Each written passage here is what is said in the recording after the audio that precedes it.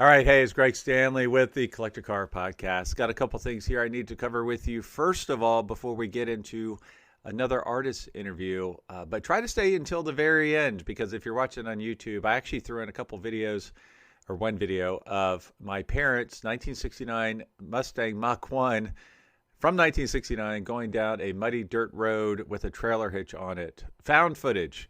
And a picture of it from the day that it was bought back in 1969, which is actually right behind me on the wall here as well. But anyways, nice up-close picture where you can see the dealer tag in the back window there. As far as travels, I've been on the road a lot. As I'm recording this, I'm leaving tomorrow for McCacken Muscle Car and Corvette Nationals up in Chicago. So if you find yourself there, please let me know. Shoot me a note, Greg, at the Collector Car Podcast. Love to meet you in person. And something I never do, but I really do want to ask your information. I want information from you, I guess.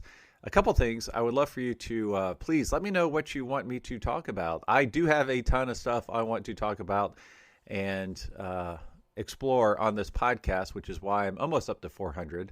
Basically, if I have a question about car stuff and I don't know the answer, I'm like, well, why don't I make a podcast about it? Or if there's someone I find interesting or, I love original owner stories.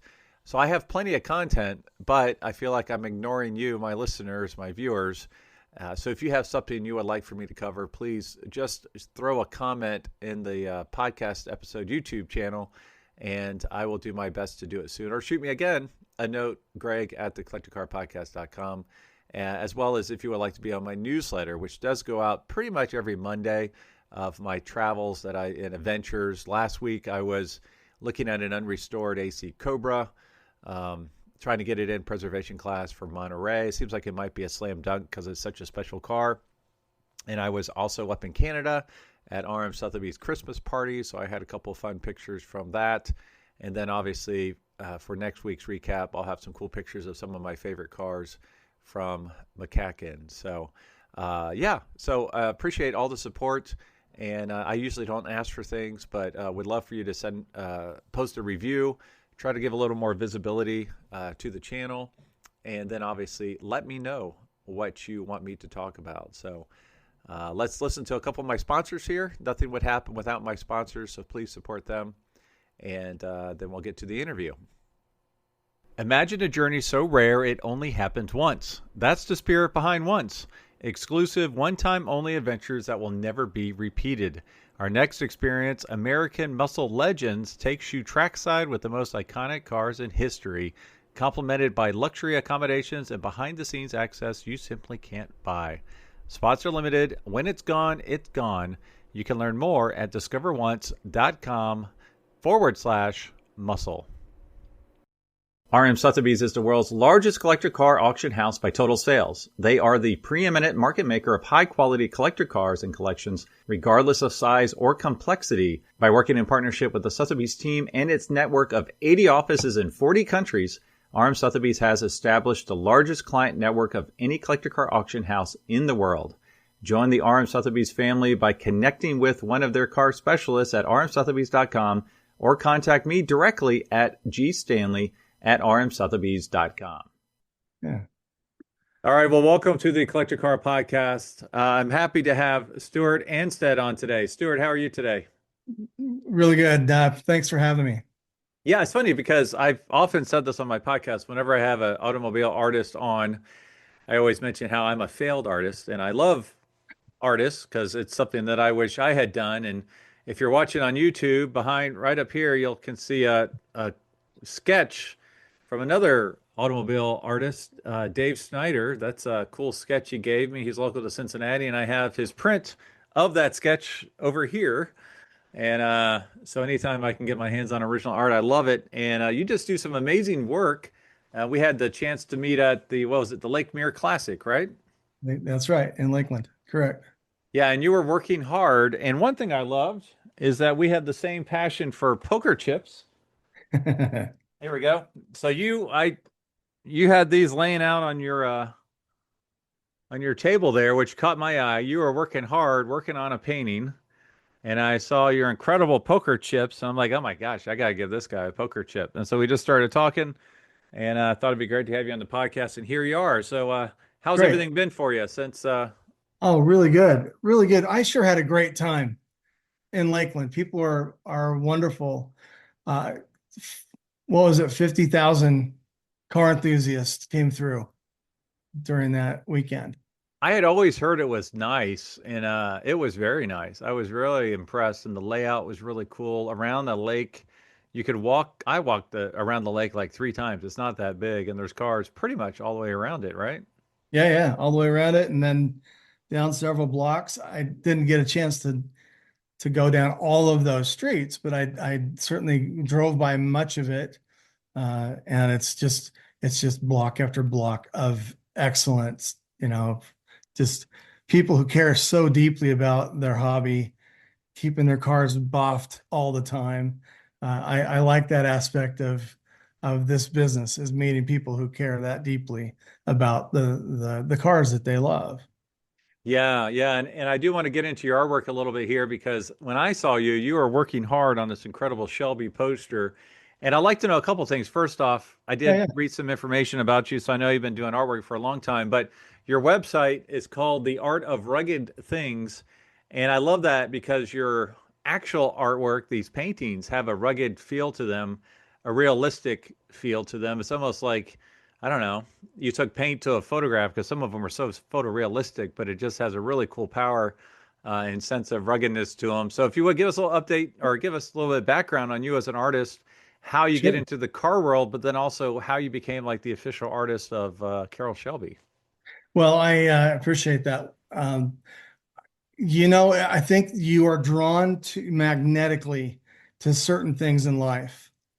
I consider if you go way back, I was the first generation of Hot Wheel car kids. So the stuff that came out that was brand new, that was never introduced into the marketplace before, I had several of those cars. I wore them out, didn't think a bit about saving them and protecting them. They were there to play with. And over the years in my life, I've orbited people who really love cars. My dad used to tear down our Volkswagen bus engine from time to time. It seems like he did that every 5 or 6 months. And when he did it, he would invite me to come help. And I did that one time, and it wasn't fun, and I was very young, and Scooby-Doo was on, and so Scooby-Doo won. And he invited me a time or two after that, but that was it. He kind of quit inviting me. So it was a real missed opportunity, but for a little kid, it, it, it, it wasn't compelling to see engine parts all over the place. Right. I really liked the aesthetic of the silhouette of a car, the what makes it tick and how the engine sounded and got intrigued by things that had power. We had a little airport down our road, Ranchero Airport in Chico, California, where I'm from. Little airport, and I would walk there with my buddies. We'd ride our bikes over there, and sometimes we got rides in the airplanes. So I was like, wow, that you just feel the torque. You can feel that the working of the engine and all these things come to play. The stuff that my dad loved about cars started, now it was building an interest. I went to a car show in Reno when I was pretty young. I don't even remember the name of it.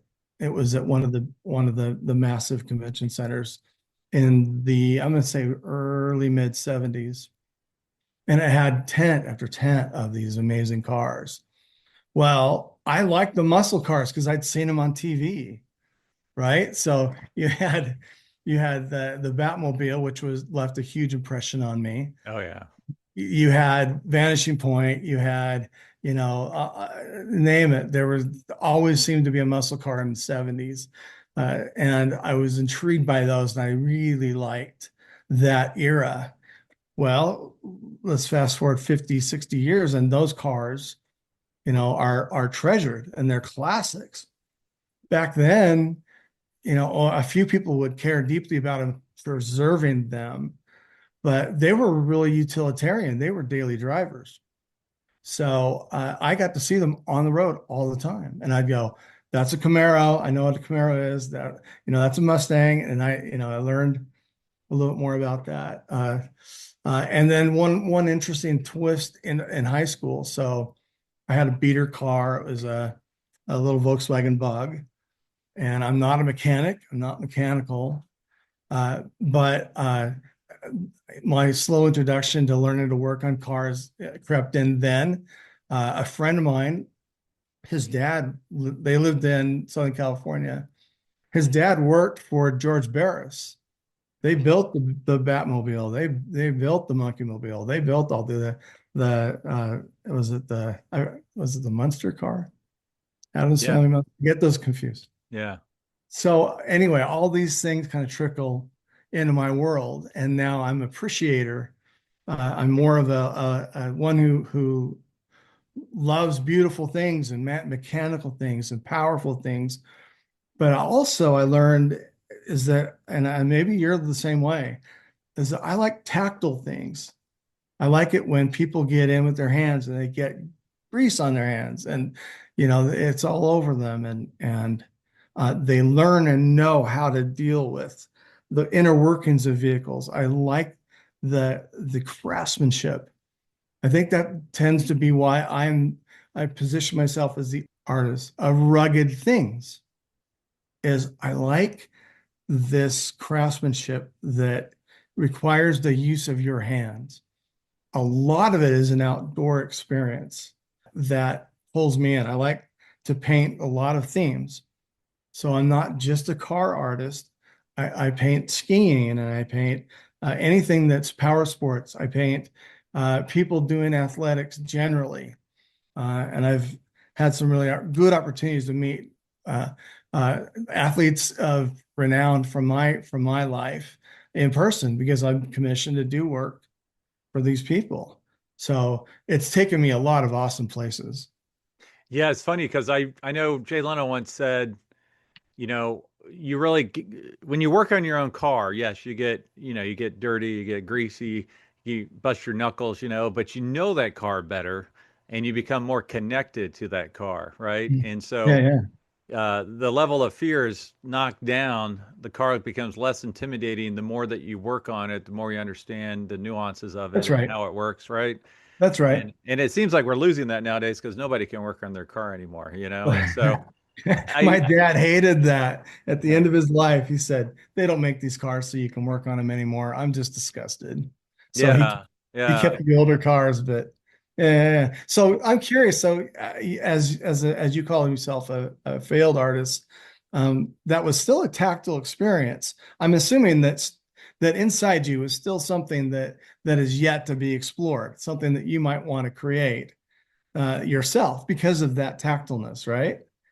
Oh, Or are you absolutely. out of it No, completely? no, absolutely. Yeah, I love doing little drawings. I haven't done it in a while, but yeah, I really enjoy it. Every once in a while, I'll do a little pen and ink drawing. I've done a couple of pen and ink drawings for friends as a thank you for touring some collection. Nice. That's And right.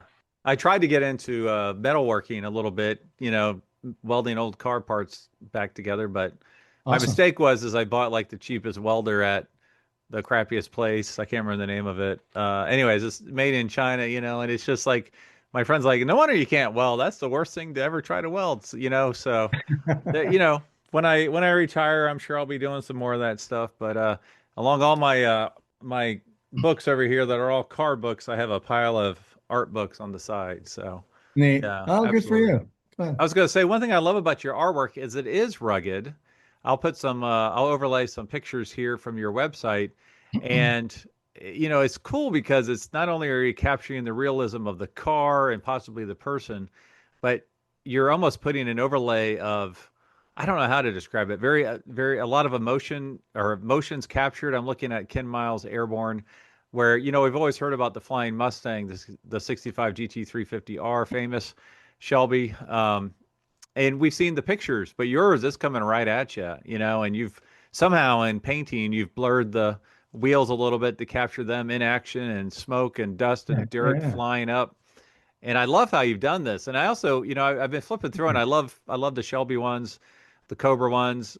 I also love the other Ken Miles one where he's leaning up against the back of it because I don't know why. I'm assuming from the racing team, but you put a huge swath of just thick yellow in the background. And what I love about it is you have it reflecting off the paint of the car as well as the glass of Hmm. the car as if it's real. And I'm like, there's not even an horizon line in here. It's all implied. And Ken and the car look totally planted as if they're in a parking lot. So I just absolutely love what you're doing.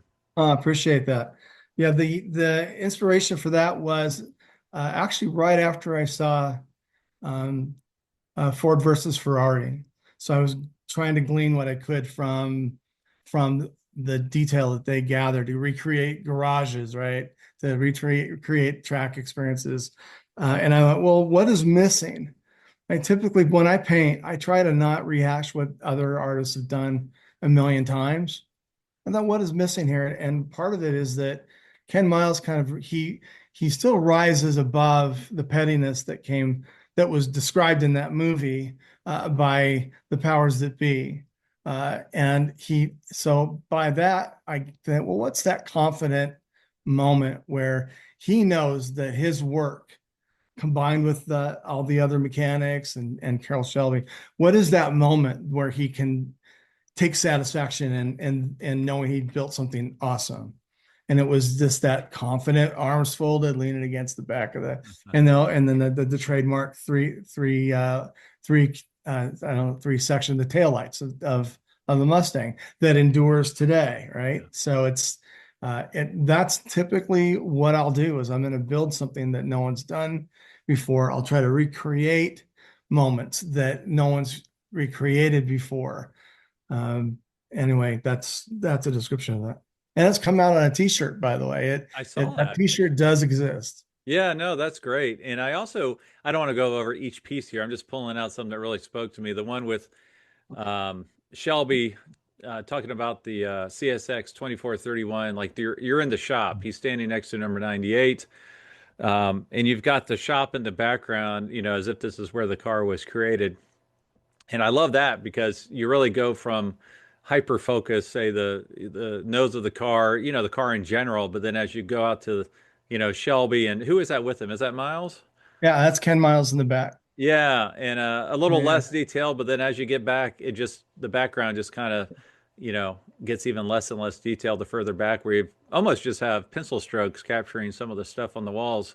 that's So I right. really love the way you focused everything, brought the eyes, to a certain spot on purpose, Thank you. obviously. Yeah, that one's called Battle Tested, and it's them bringing that car into the LAX hangar shop. So it's already been through its paces. So it's had its day, some of its day. Yeah, now when you do that, are you referencing pictures from back in the day? Are you taking some creative license as far as what you thought it would look like based on what you've read and some of the photos you've seen? One of the benefits of being an official licensee of Carroll Shelby is that I have access to some archive Oh, photos. nice. So and yeah, it's not exactly proportional. I tend to try to not paint it like it's a photo that someone has, but I would like it to be recognized as something that has weight in reality, right? So the Cobra is going to be pretty clean, but then let's move outward, and like you said, it becomes more like a pencil sketch. But in this case, it was pulling together photos that they gave me, and then I use photo reference elsewhere, and I put them together in such a way that I'm creating a moment that could have happened. And in this sense, it is more of a tribute piece, where if I tried to do it as an archival piece, everything would be highly detailed and as perfect as I can get it. I'll tell you the truth, though. I like trying to paint perfect, but it becomes more tedious for me, and I tend to be less interested over time. So doing things that are perfect is great for many artists who are way better at it than I am. But I'm trying to create a moment. I'm trying to create a feeling. I'm trying to say this is art that represents something that is it's real or could have been real. When I do commissions, that's my focus. They'll hand me a photograph. A client will hand me a photograph. And this is my grandpa's vintage truck. Well, that's great. You already have a photo. Why don't you Right. make that photo bigger, put it in a nice frame? You already have it. You don't, what do you need me for? I think my role is to hear about their legacy, their passion, and how do I encapsulate a feeling that transcends a photo album. It might be kind of like the best of, but you're pulling all these pieces together into something, and you put it on your wall and say, look at this. It was done for me. And this is my life. And here's the car that I restored, and it had funny stories that I had in high school.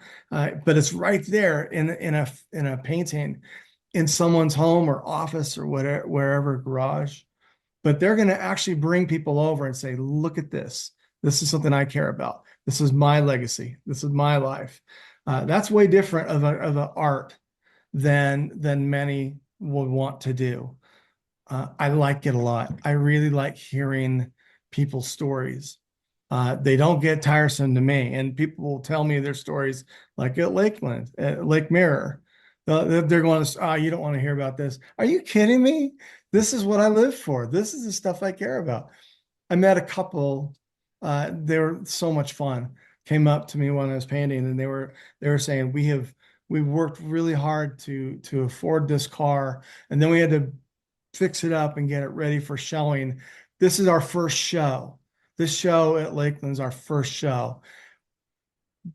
All day long. That's what I want to hear all day long.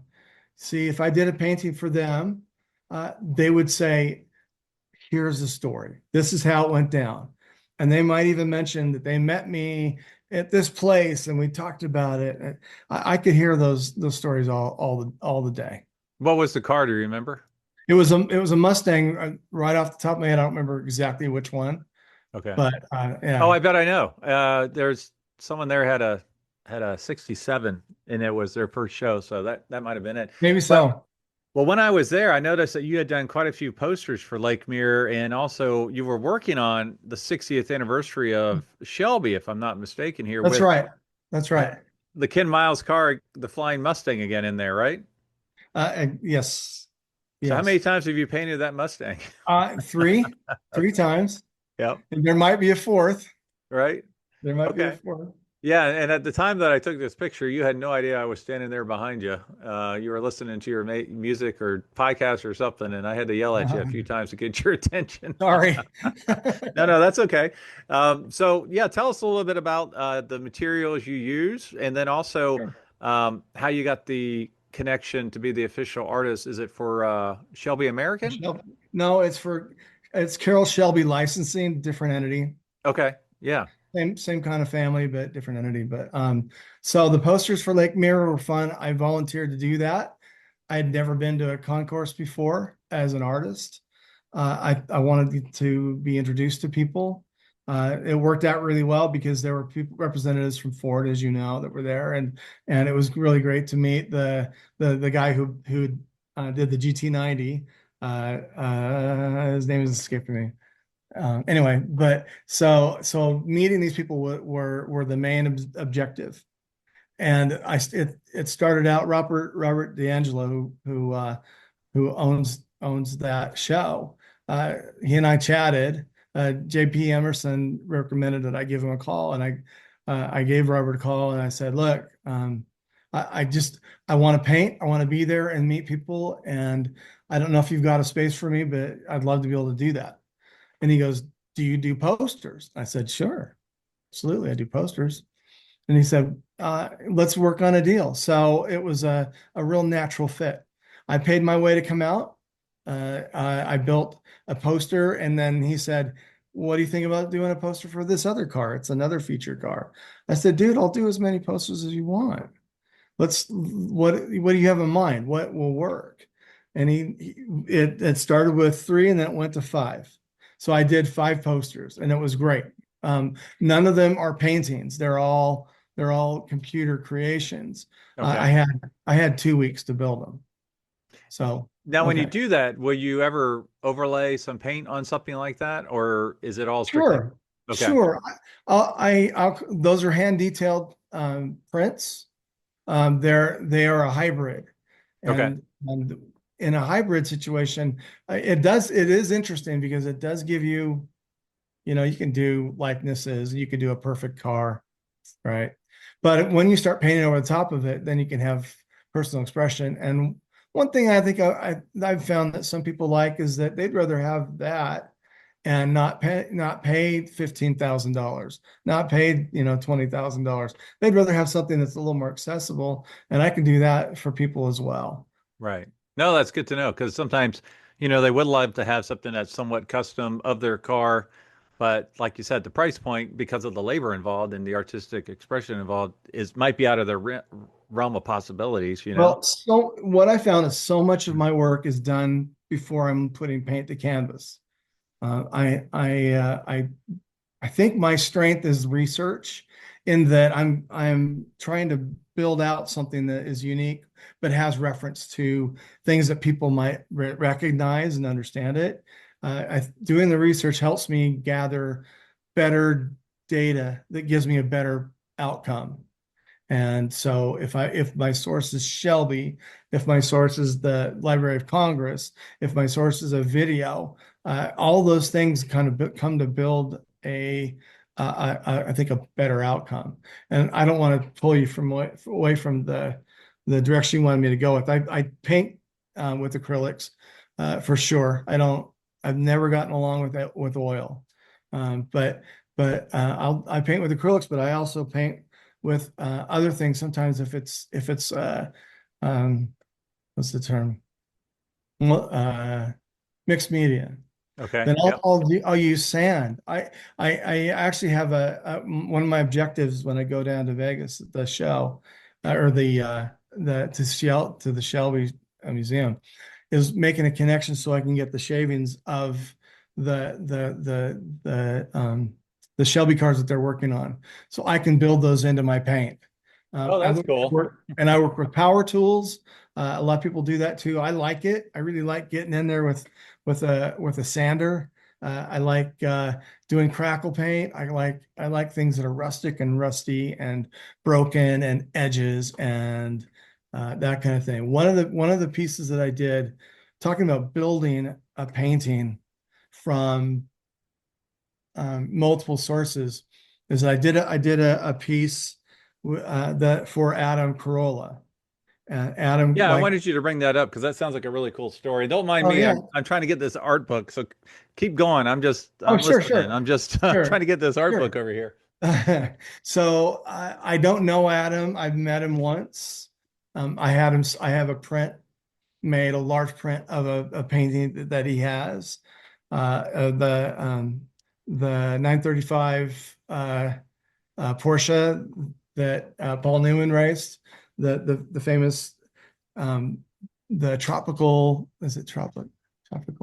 I don't have it in front of me, but anyway, the one that was raced at Le Mans, that livery is that bright red, right? It's awesome. Yeah. So I did a painting for him that had his Nissan. I don't have the number in front of me. That's the problem with when I do this, is that you know exact numbers and you know which version of it, and I'm learning that, I have to admit. But it was a Nissan, and he just recently sold that car, but he raced it at the Rolex Historics at Laguna Seca, and captured video of it on onboard camera, and then other people filming and whatever. Now, off of a YouTube video, I was able to pull together a video of the source material to do a painting that shows Laguna Seca's corkscrew from a position that isn't often used. It's down at the bottom looking up, but I used artistic license to bend the hill a little bit lower so that you can see the cars behind it. Out of the video, I was able to capture which cars they were that were behind him, and then I built a model in computer that gave me those cars, and then I painted out those cars So there's not a photo like that. It doesn't exist. The artwork brings together a feeling, an experience, a unique moment in time that actually did happen. But then, yeah, take a photo. That's your image. You don't need anything else. Do you want to tell a story? That's when you come to me. Yeah. No, that's incredible. And I know I saw that, Adam's definitely a fan of your work, and that was really, really cool. Small World, Matt, the moderator, is going to be on my podcast here in a couple of weeks. We've been Oh, talking is about that it for, right? yeah, we've been Awesome. talking about it for a very long time. And so, just Cool. to give you a He sense, oh, go ahead.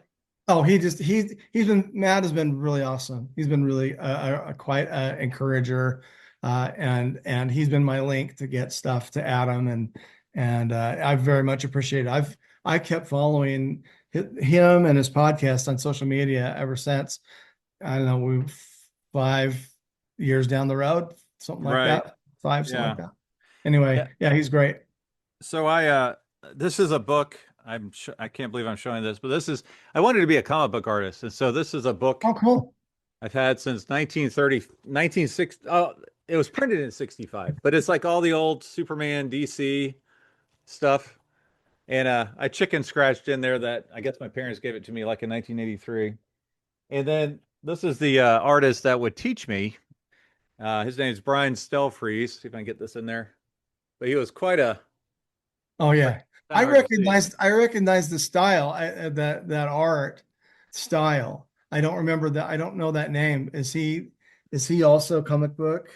Yeah, he did Batman. He did covers for Batman's for like 50 episodes or whatever. Okay. And I'm trying to show this is all, but he's very, very talented. And he actually gave me some of his sketchbooks that I still have. And it's kind of cool because you can see the iconic Batman cover in the comic book stores now. And I got the Yeah. original sketch on at least like one of those. So, Awesome. yeah, very, very cool. Now, how did you get into cars? Were you going down another path? Like you said, you do other stuff, Well, I'm skiing and everything? sure. Yeah. Sure. I interrupted you. Sorry. No, no, Uh, no. I know well, cars might not be the first path as an artist, or was it? I did a torn paper Duesenberg in fourth grade, and it won the prize of the best of that project for everybody in the class. And I made a note of that I really liked the feeling that people thought of me as being good at something. Mm. I've had help along the way, and a high school teacher that said, here's a short story worth telling that we did a first project. It was watercolor. It was horrible. I did a horrible job. Um, and the teacher pulled me aside. He goes, "How do you feel about this painting?" I said, it makes me want to quit." And he said, "Would you be open to me help guiding you a little bit?" And I said, "Absolutely. What can I do?" And he said, "Well, first we're going to scrub it." So we took that same watercolor painting, put it under the faucet, scrubbed it out with a brush. Wow. Now it's not white anymore, but it's kind of whatever, bluish. And he just guided me a little bit and said, here's your source material, here are your paints. Let's practice doing the strokes that you think you really wanted to do. And what if you did this? What if you did that? Well, all right. So he didn't do the painting for me. I did it, but it was better than it was before. It won Art Student of the Week. All right, no big deal, Chico High School. But for me, it was a huge deal Yeah. because I could have said, I'm not interested. I've tried to develop thick skin after that. I live an hour and a half drive from Bonneville Salt Flats.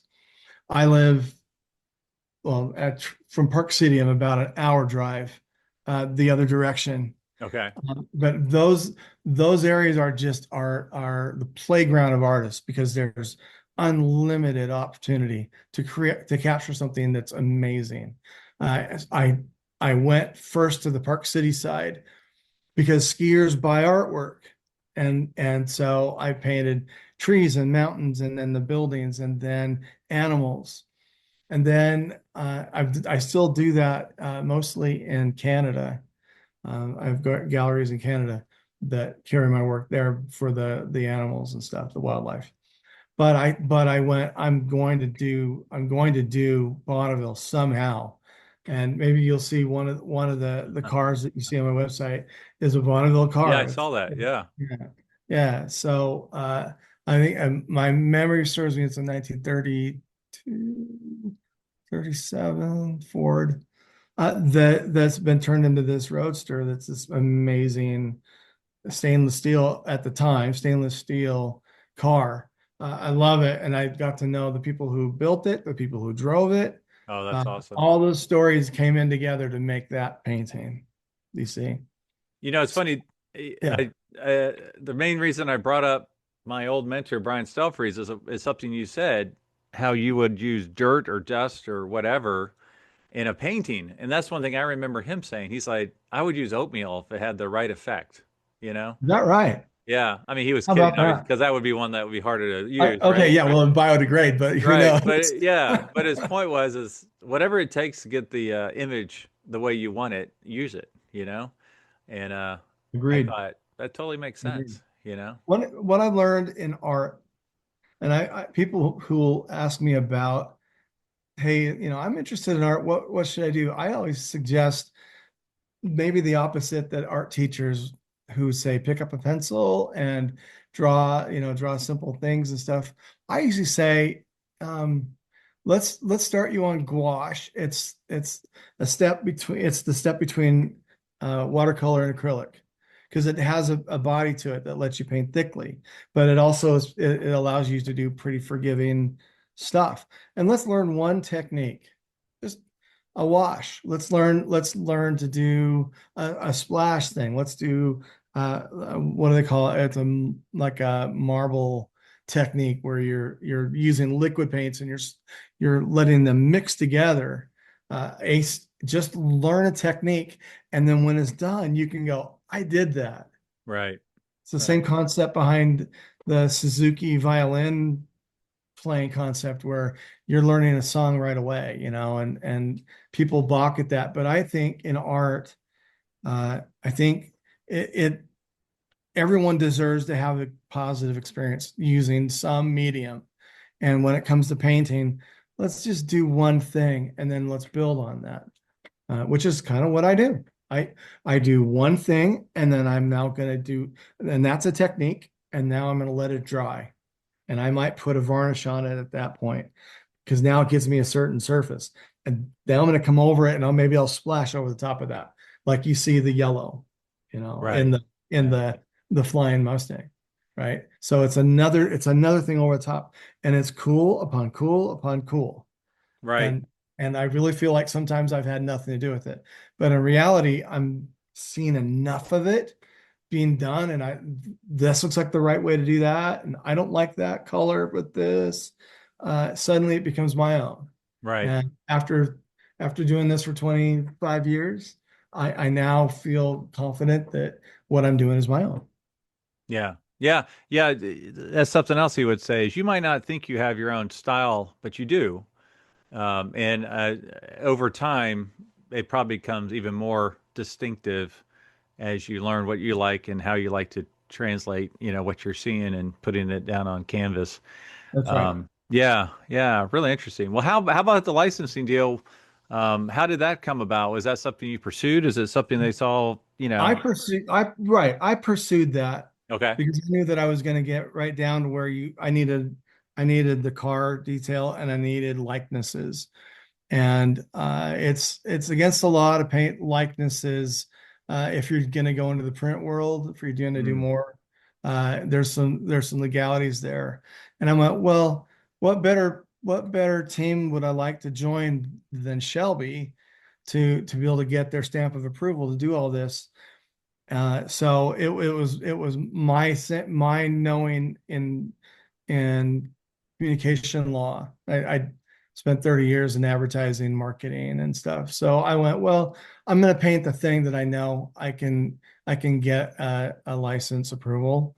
So all of even though I didn't paint them, all of the posters that involved images or likenesses of Shelby products or Shelby himself were all approved by Carroll Shelby Licensing.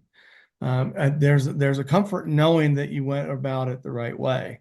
And especially when it's high profile, who doesn't know Carroll Shelby, right? Right. Right. Yeah. No, that's awesome. Well, before I forget, what's the best way for my listeners and viewers to learn more about you? What's your website? What events will Sure. you be at in the future? Yeah, I appreciate that. I take phone calls. I don't mind giving my phone number because I get scam callers anyway. Leave a message and I'll call you back. That's 801-787-0474. I'm in Utah, so it's mountain time. Don't call me after midnight. I work till midnight every night, but don't call me after it. My website is Anstead, askforananstead.com. It's a little corny, but it seems to work. It's a hook that I want people to think about my name when it comes to getting their art. And also I'm on social. It's quite Googleable, you know. Yeah, and I'll have all this in the description of this podcast so Okay. people can find it there. Now, do you have any other events on Right. the calendar? Yeah, I have one that is in the soft stage back in Florida, and I'll post that on my social when Okay. that comes around. But that one's going to be pretty exciting. Oh, good. Okay. Well, I can't wait to hear. So be sure to stay tuned, and I'll do a update on one of the future episodes once that's public. So, Terrific. Thank well, cool, you. man. Yeah, it was really great to meet you, and I'm glad to have you on the podcast. And obviously, I love art. I love Shelby, so it all makes total sense. I appreciate you being on the Collector Oh, Car heck yeah. podcast. Well, thank you for coming up and introducing yourself. And I wish that we had more time to spend to chat. That would have been fun too. But I'm really appreciative of being included in what you're doing. And I've listened to several shows now, and I was holding my breath that you were going to give me the same test that you gave Adam Carolla at the end of his. I don't do that. That's the keep cash and crush. I don't do that anymore. I should probably bring that back. Actually, one question for you. Do you have a cool car in your garage? Nope. I Okay. no, I'll tell you what, I have a Nissan Quest van that is bulletproof. And if I could, I'd buy another one when this one dies. I aspire to getting, I would like to have a Mustang. I'd like to have a one from my childhood, the 60s Mustangs. And I think I'd like to have a newer one as well. I'd like to have a couple. I do like the Mustangs. They're blue collar. That's where I came from. That's what I noticed the most. I had a buddy that owned a Mach 1 when I was just almost able to drive, so I never got to drive the Mach 1, but I think about that one as well. So those are aspirations for sure. Well, I got to show you this picture then. You said Mach 1. So Yeah. this is my parents' Mach 1 the day they bought it in 69. Hard to see there, I know. Yeah, tilt the top down. There we go. Oh yeah. Yeah, yeah. But you can see the dealer tag in the rear window. Wow, that's pristine. That's right when they bought it, you said. Yeah, this is red on red, and they bought it in 69. And I even have a 3-second video for some reason my uncle took of them driving it on a muddy road with cows and a trailer hitch. And they sold it when they had 3 kids. So I blame my Yeah. older sister. And Yeah. now I'll put a picture on here, but I just got a 65K code convertible. Oh, That wow. that's a cool car. So you'll see that pop up. And I'm actually, as I wrap this up, I'm headed to a place where there's a unrestored, all original AC Cobra that I'm trying to help them get it in preservation class at Monterey. So I'm going to run by there, take some Oh, nice. pictures, and Nice. hopefully we'll see that at Monterey Yeah. here. But Yeah, I yeah, hope to go there sometime soon as well. I'm not really sure on the connections on that. So if you can pull some strings for me, that would be we appreciated. can make it happen, I'm sure. Well, thanks again, and let's stay in touch. And I Awesome. appreciate you being on the podcast. Yeah, thanks so much, man. I appreciate it.